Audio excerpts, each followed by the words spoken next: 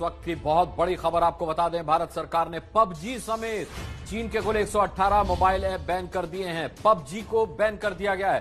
हाथ जोड़ के मैं मोदी साहब से गुजारिश करता हूँ। ये पबजी वाला है क्या? राजी के स्टोरी अब पसंद आ रही है। तो भाई पबजी बैन इन इंडिया, ये मैं क्या सुन रहा हूँ, यानी कि इंडियन गवर्नमेंट ने पबजी को भी बैन कर दिया। एकदम इन्होंने वक्त बदल दिया, जज्बात बदल दिए, जिंदगी बदल दी। अब इससे पहले इंडियन गवर्नमेंट ने बहुत से ऐप बैन किए थे, जिनमें से एक बड़ा नाम टिकटॉक का था, और अब की बारी में पबजी को भी बैन कर दिया। यानी कि इंडिया से टिकटॉक और पबजी खत्म। Bye bye, tata, goodbye, गया।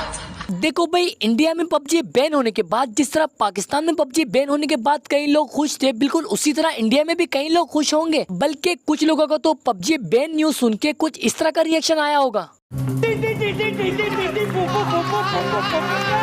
लेकिन वहीं पे जो लोग पबजी प्लेयर है या फिर पबजी शौक से खेलते हैं, उन बेचारों का पबजी बैन न्यूज सुन के कुछ इस तरह का रिएक्शन होगा।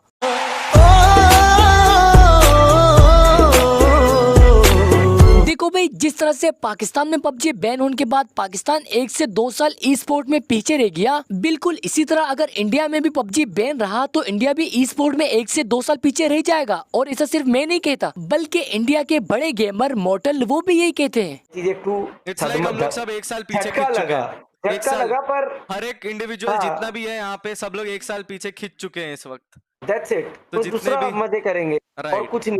अब देखो, इंडिया में टोटल आज की तारीख में 118 ऐपों को बैन किया गया, और रीजन ये बताया गया कि इनमें से कुछ ऐप ऐसे हैं जो पहले बैन किए हुए ऐप के कॉपी है, यानी कि डुप्लीकेट ऐप, और कुछ ऐप ऐसे हैं जो अनसिक्योर है, यानी कि हिंदी में कहते हैं सुरक्षा नहीं है, जिससे आपके मोबाइल का डेटा चोरी किया जाता है। और ये बताया गया है कि कुछ ऐप ऐसे है जिससे मुल्क का नुकसान हो रहा है, यानी कि नौजवान नस्लों का नुकसान हो रहा है, जिसमें सबसे ज्यादा नाम लिया जा रहा है पबजी का। अब मैं आपको एक वीडियो दिखाने वाला हूँ जो आज से 1 से 1.5 साल पुरानी वीडियो है, जिसपे मोदी जी से एक औरत ने सवाल पूछा कि वो अपने बेटे से पबजी कैसे छुड़वाए। फिर मोदी जी ने पबजी पे क्या ओपिनियन दिया अपना। पहले मेरा बेटा पढ़ाई में बहुत अच्छा था, टीचर्स अप्रिशिएट करते थे, लेकिन अभी कुछ समय से ऑनलाइन गेम्स की तरफ उसका झुकाव कुछ ज़्यादा ही बढ़ गया है, जिसके कारण उसके पढ़ाई पर फर्क पड़ रहा है।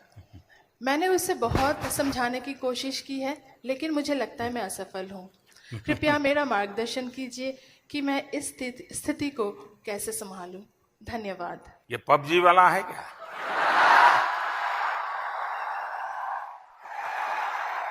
ये समस्या भी है, समाधान भी है। हम ये चाहें कि हमारे बच्चे टेक्नोलॉजी से दूर चले जाएं, फिर तो वो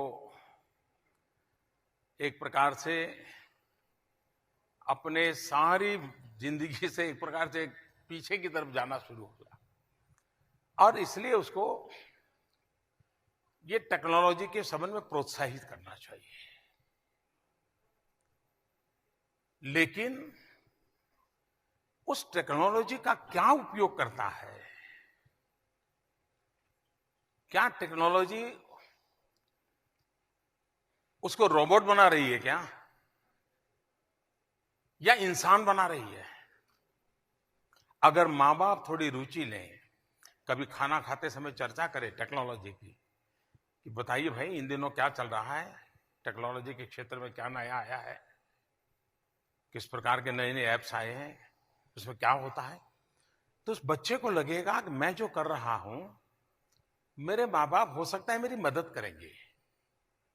तो पहला काम तो आप किसी को रोकने में। इस वीडियो में मोदी जी ने क्या कहने की कोशिश की है, अगर आप समझ गए तो अच्छी बात है, और अगर नहीं समझे तो मैं आपको नॉर्मल तरीके से समझा देता हूँ। देखो भाई, मोदी जी ने कहा है कि ये जो गेम वगैरह होते हैं ये भी एक टेक्नोलॉजी का हिस्सा है, और अगर आप लोग ये चाहते हो कि आपके बच्चे इन टेक्नोलॉजी से दूर रहे, तो इसका मतलब ये है कि आपके बच्चे वक्त के हिसाब से पीछे रह जाए। यानी कि जो दुनिया अभी कर रही है, जो दुनिया अभी सीख रही है, वो आपके बच्चे 10 साल बाद करे, 10 साल बाद सीखे। अब जरूरी नहीं है कि 10 साल बाद जितना आप लेट करोगे इतना ही पीछे जाओगे। जब भी मोदी जी ने कहा है कि आप अपने बच्चों का हौसला अफजाई करो और उन पे कंट्रोल रखो, देखो वो लोग टेक्नोलॉजी से फायदा ले रहे हैं या फिर नुकसान ले रहे हैं। लेकिन अब इंडियन गवर्नमेंट ने 1 साल बाद पबजी को बैन कर दिया है और कह रहे हैं कि इस गेम से लोगों का घर उजड़ जा रहा है और नौजवान अपने वक्त और पैसे दोनों बर्बाद कर रहे हैं और पढ़ने वाले बच्चे गेम के पीछे पड़ गए, गेम खेलते रहते और माँ बाप बहुत ज्यादा परेशान है इस गेम की वजह से। देखो भाई, सबसे हैरानी वाली बात यह है कि जब पाकिस्तान में पबजी को बैन किया गया था तब यूट्यूब पे, मीडिया पे, ट्विटर पे, इंस्टाग्राम पे, हर जगह बस यही चल रहा था कि अनबैन पबजी, अनबैन पबजी। लेकिन इंडिया में ऐसा कुछ भी नहीं। जब टिकटॉक को बैन किया तब भी बड़े बड़े टिकटॉकर, सारे टिकटॉकर ने चुपचाप होकर कबूल कर लिया टिकटॉक बैन को। अब जब पबजी को बैन कर दिया, अब भी कोई बड़ा यूट्यूबर या फिर बड़ा गेमर नहीं बोला इस बारे में कि पबजी को अनबैन करो। जिस तरह पाकिस्तान में हर यूट्यूबर कह रहा था कि पबजी को अनबैन करो, पबजी को अनबैन करो। और सबसे हैरानी की बात तो ये है कि जिन चैनल का पबजी से कोई काम है भी नहीं तब भी वो लोग कह रहे थे कि पबजी को अनबैन करो। जिसमें से सबसे बड़ा नाम वकार ज़का का था, जिसका चैनल तो है ही नहीं किसी किस्म का गेमिंग का, लेकिन सबसे ज्यादा वही मेहनत कर रहा था अनबैन करने के लिए। और हमारी आवाम भी वकार ज़का के इतने सपोर्ट में थी कि अगर पाकिस्तान में पबजी परमानेंटली तौर पे बैन हो जाता तो अगली बार के इलेक्शन में हर कोई वकार ज़का को वोट दे के पीएम बना देता ताकि पबजी ही अनबैन हो जाए। अब इंडिया में पबजी दोबारा अनबैन होगा या नहीं होगा ये तो मुझे नहीं पता, लेकिन कुछ गेमर कह रहे पबजी अनबैन हो जाएगा। अगर ना भी हो तो वो कुछ और खेल लेंगे। देखो भाई, ये बात मैं अपनी तरफ से कह रहा हूँ, सही है। मुझे लगता है कि जब तक के इंडिया के और चाइना के ताल्लुकात अच्छे ना होना तब तक ये पबजी, टिकटॉक और बाकी जो ऐप वगैरह बैन हुए हैं ये